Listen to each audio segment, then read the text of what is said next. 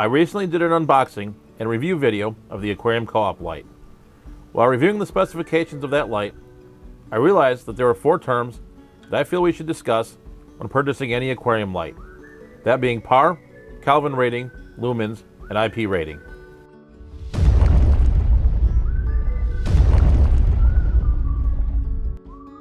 One of the first items I want to discuss here is PAR, which stands for photosynthetic available radiation, or in other words, the amount of light that's available for a plant to perform photosynthesis. PAR is measured with a device called the PAR meter, and the unit of measure is something called a micromole. PAR meters are fairly expensive, and most freshwater aquarists don't measure their PAR, but I do see people talking about PAR more in the saltwater reef world. If you do happen to measure PAR in your planted aquarium, a typical low-light aquarium will have a PAR from anywhere from 15 to 30 micromoles, a medium tank 35 to 50 micromoles, and a highlight tank anything over 50. Just keep in mind that this is a guide, and your results may vary. Personally, in my aquarium hobby, I've not bothered much with measuring PAR, since the vast majority of aquarium lights are manufactured to the proper PAR levels for your tank.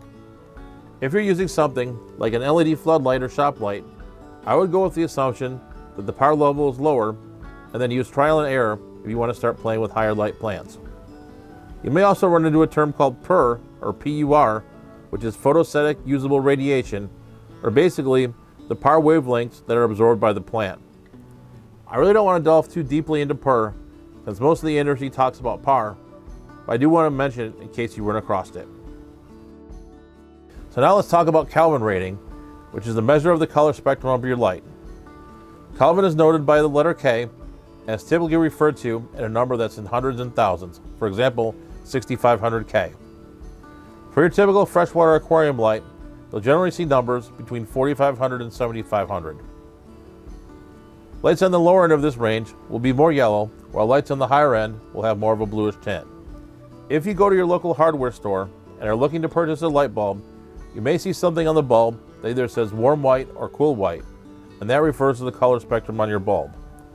The warm white bulb will be somewhere in the lower end of the spectrum and have a more yellowish tint to it, while the cool white bulb will be on the higher side of the spectrum and have a lot more bluish tint.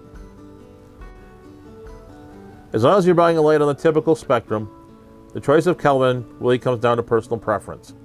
My personal preference is a 6500 K light, but again, it's a matter of how you want the light to show in your aquariums.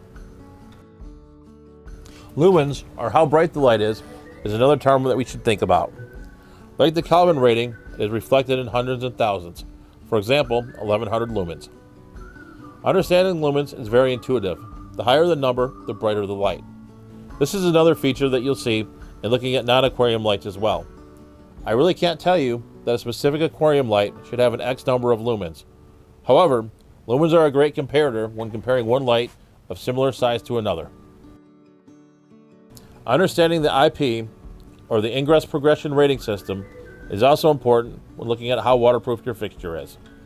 IP ratings are shown with the letters IP and then a 2-digit code, for example IP66. The key here is to understand the meaning of both the first and second numbers. The first number denotes the penetrations of solids, with 0 meaning no protection and 6 meaning dust tight, with numbers being in between. If you're dealing with aquariums, the higher the number, the better. The second number is water protection, again with 0 being no protection to 8 being fully immersed in water. I would recommend at least an IP66 rating with an IP67 being preferable. Given that aquarium lights are fairly expensive and that we operate them very close to water, I would really prefer a light with a pretty high IP rating. I hope that you found this video informative and helpful, even though we just scratched the surface of aquarium lighting. If you want to go deeper in these topics, there are plenty of good articles and videos that you can find online. So with that being said, stay safe, stay fishy, and I'll catch you on the next video.